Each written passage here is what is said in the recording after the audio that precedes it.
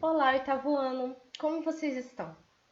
Na nossa última aula, nós conversamos um pouco sobre o que de fato é a música clássica, que é aquela composta entre os períodos de 1750 e o princípio do século XIX.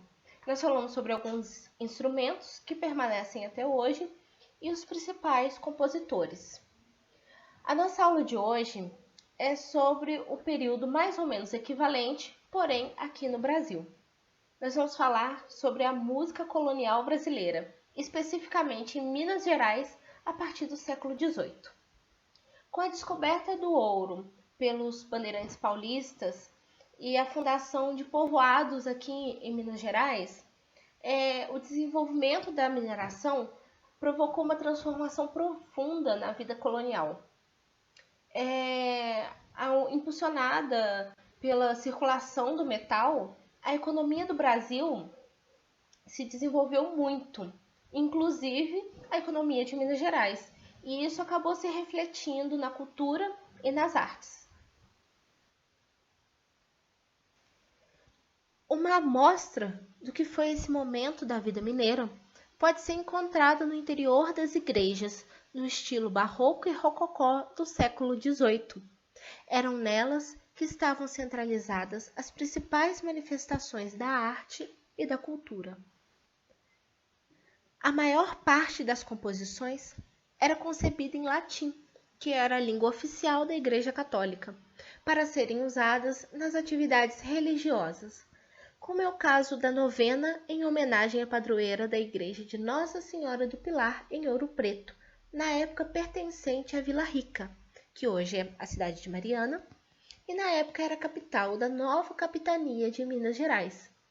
Essa composição foi feita por Francisco Gomes da Rocha, que pertencia à Irmandade de São José dos Homens Pardos.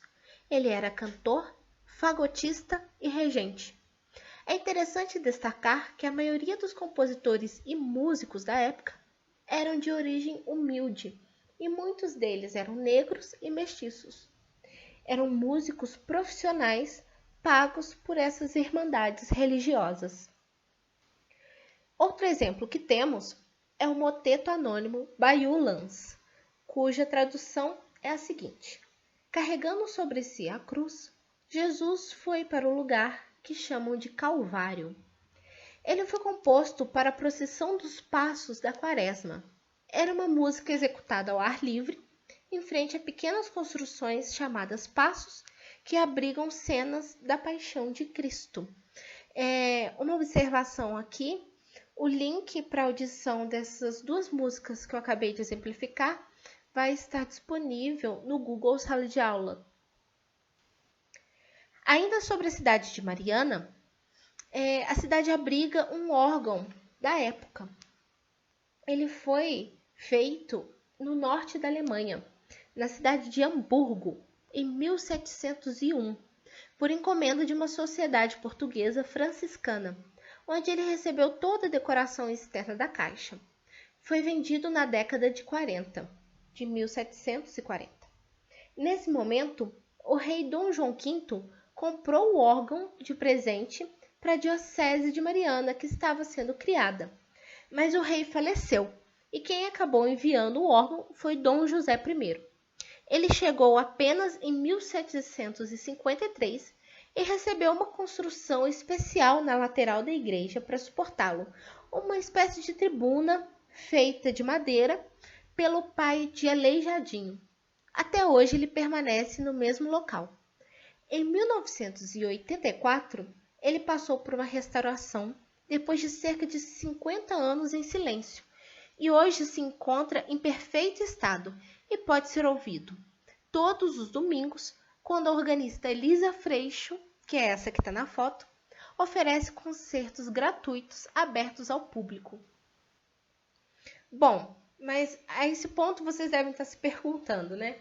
Então, só se ouvia música religiosa? E a resposta é não. A questão é que a música religiosa é a música da qual nós encontramos mais registros. Porém, em Minas, como em todo o Brasil, também se ouvia o ritmo dançante dos escravos vindos da África. Nesse momento, eles estavam envolvidos nos engenhos de açúcar e na mineração do ouro, e também tinham sua música, o batuque, porém eram proibidos de praticá-la. Longe das cidades, alguns senhores permitiam uns poucos momentos de lazer, mas sempre havia quem os reprimisse com rigor, como os representantes da igreja, que deixaram registrados seus pontos de vista. Como o demônio não cessa de andar sempre em um contínuo giro, armando redes, e que caiam as almas e nelas as colha, e nesse bispado tem lançado a perniciosa rede de umas danças a que chamam batuques, para que se extinguam semelhantes danças, mando com pena de excomunhão maior que nenhuma pessoa de qualquer qualidade, condição ou estado que seja, admita ou consinta ditas danças em suas casas ou fazendas, nem façam, nem delas assistam, e além da dita pena, lhes imponho demais a pecuniária de 10 oitavas de ouro.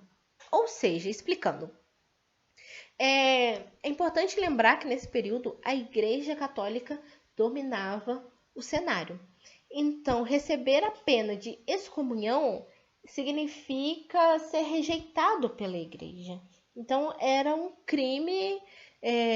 Para receber uma pena dessa, deveria ser um crime gravíssimo. Além do mais, também permitir que o batuque acontecesse, eles corriam o risco de serem multados com 10 oitavas de ouro. Eles deveriam fazer um pagamento grande em ouro. Bom, no final do período colonial, também se desenvolveu o gosto profano pelas modinhas. E o instrumento predileto para o acompanhamento era a guitarra clássica. Porém, elas também poderiam, esse canto das modinhas, também poderia ser acompanhado pelo piano.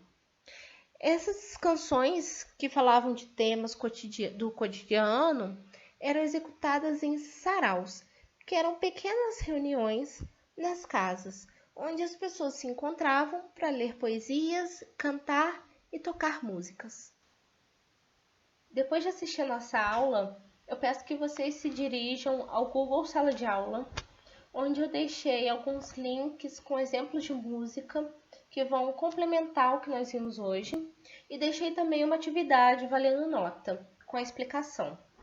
Qualquer dúvida ou qualquer comentário, vocês podem fazer por lá mesmo, que eu vou estar à disposição para ajudar, ok? Então, tchau, tchau e até a próxima!